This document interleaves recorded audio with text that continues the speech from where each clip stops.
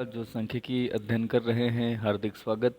माध्य विचलन हम पढ़ने वाले हैं। कॉमर्स के बच्चों की ये शंका हो सकती है कि ये सिलेबस में ही नहीं है तो सर क्यों पढ़ा रहे हैं, क्योंकि आपका जो सिलेबस है वो थोड़ा सा कंफ्यूजिंग है। उसमें विषमता आपके 70% सिलेबस में इंक्लूडेड है। अगर आपको विषमता जाननी है तो आपको डिस्पर्जन पता होना चाहिए। इसलिए सिर्फ कॉन्सेप्ट के तौर पर मैं आपको कुछ बातें बता रहा हूँ, ताकि अगर ये आपके बोर्ड एग्ज़ाम में आ जाएं बाय चांस तो आप इन्हें कर सकें।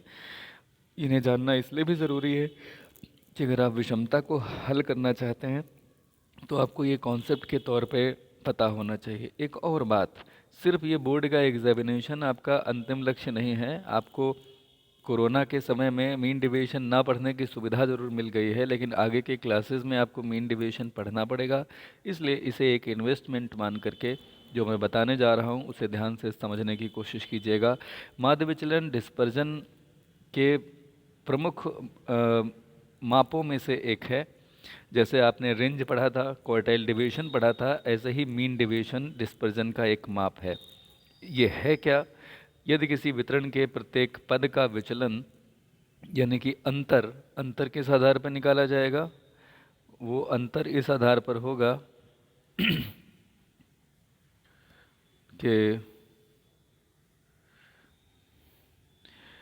हाँ, कि पदों के विचलन से उसके माध्य को घटाया जाए तो जो डेविएशन आएगा उसे अंतर या पदों का विचलन कहा जाएगा। और वो डेविएशन चाहे ऋणात्मक हो या धनात्मक हो, उन्हें धनात्मक ही माना जाएगा। उन विचलनों का भी हमें समांतर माध्य निकालना होगा और जो वैल्यू मिलेगी उसे माध्य विचलन कहा जाएगा। उदाहरण के लिए अगर कहीं पे 2, 4 और 6 ये पद दिए गए हैं और इनका समांतर माध्य मान लिया दिया हुआ है 4, तो हम डेविएशंस निकालेंगे। 2 में से 4 घटाने पर 2 आएगा माइनस का, हालांकि लेकिन प्लस ही मानेंगे क्योंकि इसे हम मॉड डी लिखते हैं। मॉड डी का मतलब होता है धनात्मक वैल्यू ही आएगी डेविएशन की। 4 में से 4 घटाने पर 0 आएगा, 6 में से 4 घटाने पर आएगा कितना? 2। तो कुल मिलाकर के सिग्मा मॉड डी कितना हो जाएगा? 4 हो जाएगा। अगर आपको निकालना है माध्य विचलन मीन डिविएशन, तो मीन डिविएशन क्या होगा? Sigma mod D upon N. N यहाँ पर 3 है। सिग्मा मॉड डी कितना था? 4 आया था, तो 4/3 करने पर आपकी मीन डिविएशन की वैल्यू 1.33 हो जाएगी। बस इतना सा है, इतना ही आसान है। अगर फ्रिक्वेंसीज दिए गए होते हैं तो यहीं आपकी जो फ्रिक्वेंसीज होती हैं उनसे मल्टीप्लाई करके एफ मॉड डी लिख लेते हैं और उन्हें मल्टीप्लाई करके जोड़ लेते हैं। फिर फ्रिक्वेंसीज के टोटल यानी कि सिग्मा एफ या एन से डिवाइड करके मीन डिवीजन निकाल लेते हैं। बात सिर्फ इतनी सी है और ज़्यादा कुछ नहीं है। आप इसे समांतर माध्य, मध्यिका या बहुलक से निकाल सकते हैं। फिलहाल अगर आपको माध्य विचलन गुणांक निकालना हो तो जो माध्य विचलन आपने निकाला है उसको माध्य विचलन निकालने के समय में यूज़ किए गए माध्य से डिवाइड करते हैं। अगर आपने माध्य विचलन मध्यिका से निकाला है तो मध्यिका से, समांतर माध्य से निकाला है तो समांतर माध्य से डिवाइड करेंगे और इस तरह से माध्य विचलन गुणांक निकल जाएगा। इसके कुछ गुण दोष हैं, उनके चक्कर में आपको भी पढ़ने की ज़रूरत नहीं है। कुछ फार्मूले यहाँ पर दिए गए हैं जो आपके सामने हैं, जो मैंने अभी आपको बताया था। माध्य विचलन का फार्मूला, इसे आप m डॉट डी से रिप्रेजेंट करते हैं, ठीक है? ओके, तो m डॉट डी यानी कि मीन डेविएशन। अब मैं जो बोलने जा रहा हूँ उसे बहुत ध्यान से सुनिएगा कि ये लिखा है, अगर ये आपकी वर्गीकृत श्रेणी हो यानी कि जहाँ पे सिग्मा एफ हो, तो मैंने अभी कहा था ना कि सिग्मा एफ को मॉड डी से डिवाइड करते हैं। और मॉड डी का मतलब क्या होता है? मॉड डी का मतलब ही होता है x माइनस एम। एम का मतलब यहाँ पर समांतर माध्य, मध्यिका या बहुलक से है। वही इन्होंने यहाँ लिखा हुआ है और कुछ खास नहीं। देखिए यही वो फार्मूला है जो मैंने अभी आपको बोला था, ठीक है? जैसे एक उदाहरण था, उदाहरण नंबर 2 जान लीजिए खाली कि अगर ये पद दिए गए हैं, इनकी आवृत्तियाँ दी गई हैं, जैसे जैसे ये दिए गए थे वैसे वैसे हमने यहाँ पर उतार लिए हैं। एफ एक्स किया, सिग्मा एफ एक्स करके हमने समांतर माध्य निकाल लिया। तो आपने जो यहाँ पे समांतर माध्य निकाला वो हो गया कितना? 11। तो अब आपको क्या करना है कि हर पद से इस 11 को घटाना है। 6 में से 11 घटाया तो 5 आया माइनस का, लेकिन हमने इसे प्लस में लिखा धनात्मक होने के कारण। ऐसे ही 8 में से 11 घटा के 3, 1, 1, 3, 5 आएंगे। इनको फ्रिक्वेंसी से मल्टीप्लाई करेंगे तो 4 गुणे 5 बराबर 20 आ जाएगा, 3 गुणे 3 बराबर 9 आ जाएगा। फाइनली हम इन्हें जब जोड़ेंगे तो ये इनका जोड़ 60 आ जाएगा यहाँ पे। इसको हम बोलेंगे क्या, sigma F D upon N करके माध्य विचलन निकाल लेंगे। और माध्य विचलन गुणांक निकालने के लिए माध्य विचलन को समांतर माध्य से करते हैं डिवाइड। ठीक है। अगर यहीं पे कहीं क्लासेस दिए गए हों तो हमें सबसे पहले इनकी मिड वैल्यूज़ निकालनी होती है। मिड वैल्यूज़ को एफ से मल्टीप्लाई करके एफ एक्स निकालना होता है, और फाइनली हम सिग्मा एफ एक्स करके एन से डिवाइड करके निकाल लेते हैं समांतर माध्य, जो कि आएगा कितना, 14.62। फिर 14.62 ये वो वैल्यू है जिसको हम पदों से घटाएंगे, तो यहाँ पर ये बेसिकली आता चला जाएगा, जिसे हम जानते हैं किस रूप में, मॉड डी के रूप में। फाइनली एफ से मल्टीप्लाई करके मॉड डी को ये वैल्यूज़ आएंगी, और जो वैल्यू आएगी सिग्मा एफ डी,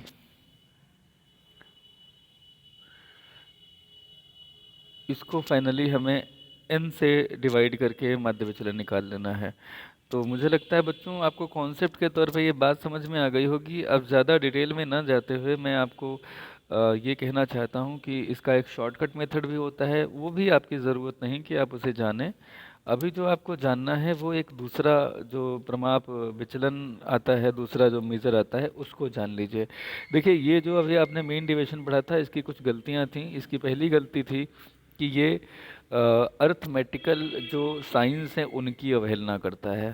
ठीक है, अगर आप माइनस को प्लस मान लेंगे और प्लस को प्लस रहने देंगे तो आपने अंकगणितीय सिद्धांतों का उल्लंघन कर दिया। इस कमी से निकलने के लिए आपने एक ज़्यादा वैधानिक ढंग अपनाया अपकिरण मापने का, जिसे कहा गया मानक विचलन। मानक विचलन वो सारे दोषों को दूर करता है जो इससे पहले के विचलनों में धनात्मक मान लेने की वजह से आते हैं। ठीक है, तो इसमें कुछ ऐसा किया जाता है कि जो ऋणात्मक वैल्यूज़ होती हैं वो स्वयं में धनात्मक हो जाती हैं। तो इसके लिए क्या करते हैं, सभी विचलनों, जो भी विचलन आप समांतर माध्य से निकालते हैं, उन सभी विचलनों का वर्ग कर देते हैं। तो वर्ग अपने आप में जो है धनात्मक हो जाते हैं। इससे जो ये अंकगणितीय त्रुटि हो रही होती है, इससे बचा जा सकता है। बाकी इसके करने का जो तरीका होगा वो क्या होगा हम जानेंगे, लेकिन हम थोड़ा सा जान लें कि मानक विचलन होता क्या है। मानक या प्रमाणिक विचलन किसी श्रेणी के पदों के उनके समांतर माध्यमान से विचलनों के वर्ग के समांतर मध्यमान का वर्गमूल होता है। मतलब क्या हुआ, पदों से समांतर माध्य का विचलन निकालिए, ठीक है, और विचलन की वर्ग कर लीजिए, और जो वर्गों का टोटल आए उनका वर्गमूल निकाल लीजिए। ठीक है ना, मतलब वर्गों का टोटल नहीं, वर्गों के टोटल के समांतर माध्य का वर्गमूल निकाल लीजिए। तो खैर चलिए, गुण दोष पे हम बाद में चर्चा कर लेंगे, ये थोड़ा सा जान लीजिए। हाँ, गुण दोष आपको मैं अभी बता चुका कि ये इससे पहले के जो अपकिरण की माप होती हैं उनके दोषों को दूर करता है। इसकी उपयोगिता क्या है ये जान लीजिए। देखिए, इसकी उपयोगिता जो है वो सांख्यिकीय अनुसंधानों में बहुत ज़्यादा होती है। कारण क्या है कि यह ज़्यादा वैज्ञानिक और ज़्यादा तर्कपूर्ण और बगैर किसी अर्थमेटिकल एरर को किए हुए अपनाया जाने वाला मेज़र है डिस्पर्जन का। ठीक है, ब्लेयर कहते हैं कि समांतर माध्य और मानक विचलन सांख्यिकी के लिए वही कार्य करते हैं जो कुल्हाड़ी और आरी लकड़हारे के लिए करते हैं। बगैर इनके कच्चे माल पर कार्य करने के ये उनके कच्चे माल पर काम करने के मौलिक उपकरण है। एक सांख्यिकी विद के लिए कच्चा माल क्या है, डेटा, और उसको सही शेप में लाने के लिए जिस तरह से कुल्हाड़ी और आरे का उपयोग किया जाता है, उसी तरह से जो सांख्यिकी विद हैं वह समांतर माध्य और मानक विचलन का उपयोग किया करते हैं। गुणांक निकालने का तरीका वही है कि प्रमाप विचलन को समांतर माध्य से डिवाइड कर दीजिए। ओके, कुछ रिलेशन होता है, ये आपके जो तीनों माप हैं, क्वार्टाइल डिवीजन है, दूसरा मीन डिवीजन है, और तीसरा आपका प्रमाप विचलन है। तो मैं आपको बता दूं कि ये मीन डिवीजन है, ये प्रमाप विचलन है। इनका ये जो तरीका है, इससे बेहतर एक तरीका और भी हो सकता है, वो मैं आपको बता देता हूँ। ध्यान से देख लीजिए।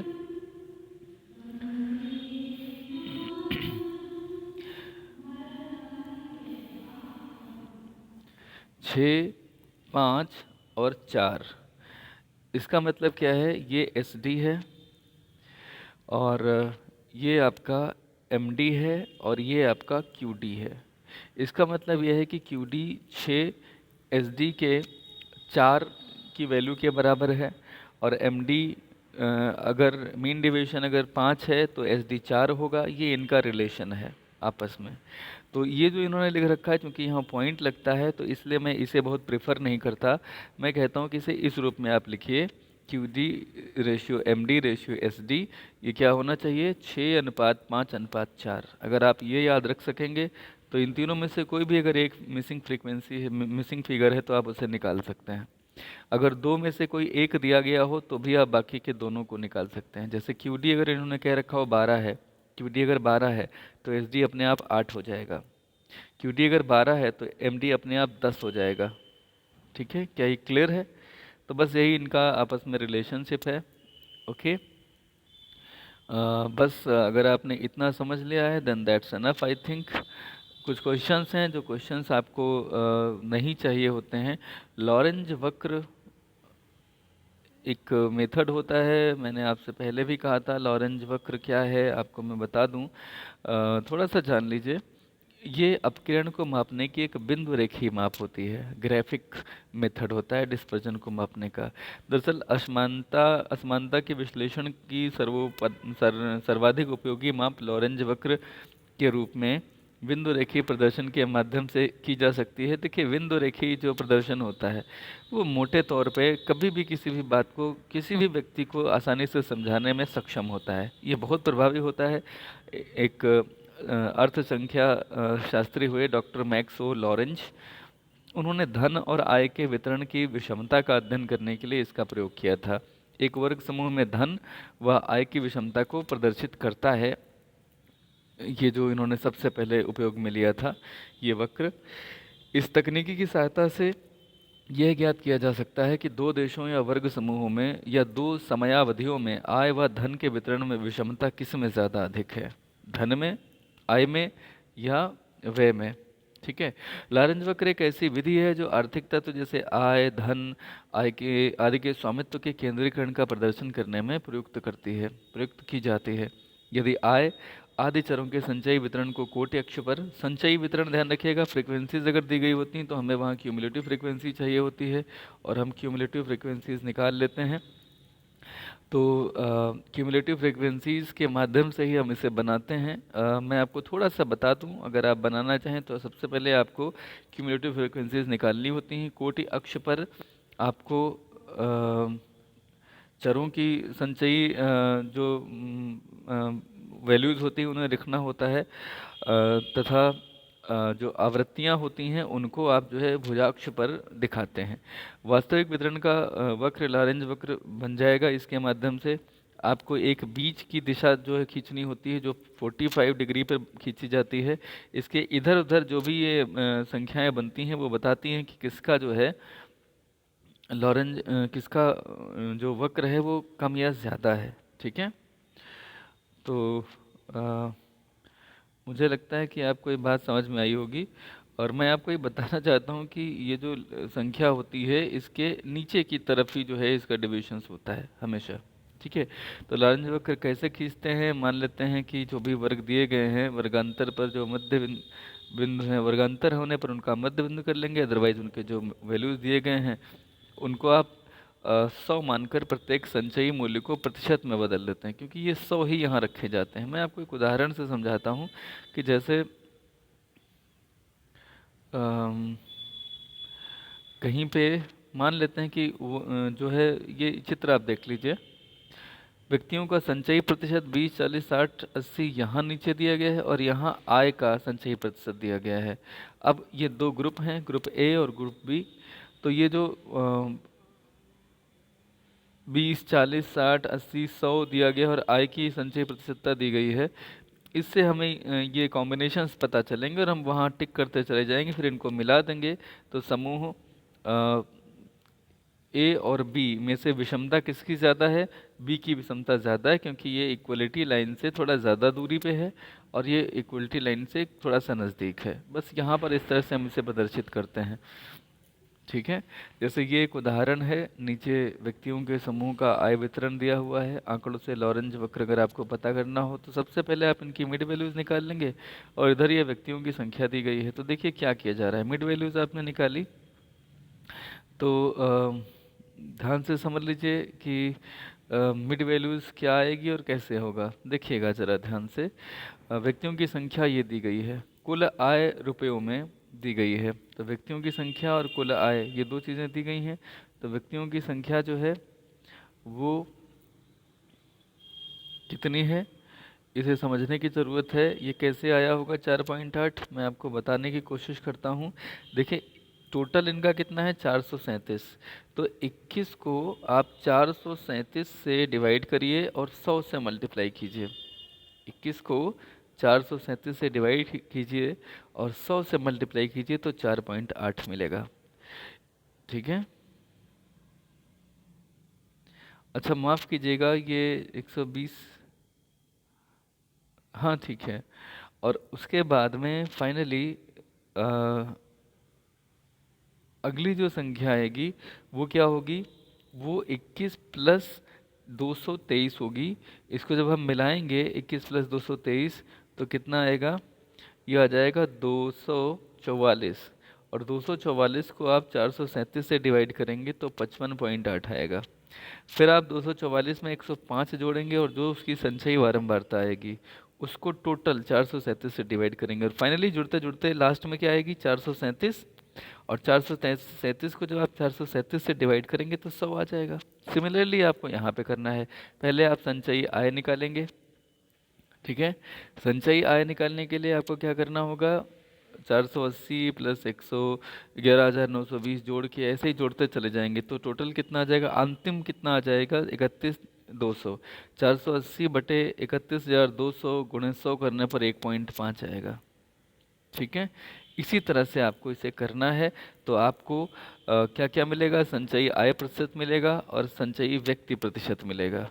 ठीक, अब आपको कॉम्बिनेशंस लेने हैं। जैसे यहाँ पर ध्यान से देखिए, यहाँ पे व्यक्तियों की संख्या आपने कहाँ लिख रखी है, नीचे, और आय का संचयी प्रतिशत लिख रखा है ऊपर। तो 4.8 और 4.8 और 1.5 का आपको कॉम्बिनेशन लेना है। तो यहाँ ध्यान से सुनना, यहाँ 0 से 10 के बीच में 1.5 तो कहीं यही होगा और ये 4, ये यहाँ से 10 है तो यहाँ 5 के यहाँ पे कहीं होगा। तो इसीलिए सबसे कॉम्बिनेशन यहाँ पर आया हुआ है, नीचे आया हुआ है, अगर आप देख सकें सबसे पॉइंट यहाँ पर ये डॉट लगा हुआ है। ठीक है, दूसरा कॉम्बिनेशन कहाँ आएगा, दूसरा कॉम्बिनेशन जो आएगा वो 55.8 से 39.7 पर आएगा। ठीक है, तो 55 पॉइंट, ये पहला डॉट था, फिर ये दूसरा डॉट लगा हुआ, ये कैसे है, यहाँ 50 से 60 के बीच में कहीं 55.5 होगा यहाँ पर, और इसके ऊपर हमने ये डॉट लिया है और 39 पॉइंट कुछ था तो ये डॉट मिल गया, तीसरा डॉट यहाँ मिलेगा और ऐसे जैसे जैसे कॉम्बिनेशन बने हैं वैसे ही डॉट मिलेंगे और इस तरह से आपका लॉरेंज वक्र तैयार हो जाता है। देखिए मैंने आपको यहाँ पे विषमता की ये जो अपकिरण की ये कुछ माप हैं इनका कॉन्सेप्ट बताने की कोशिश की है। कल मैं आपको विषमता बताऊँगा।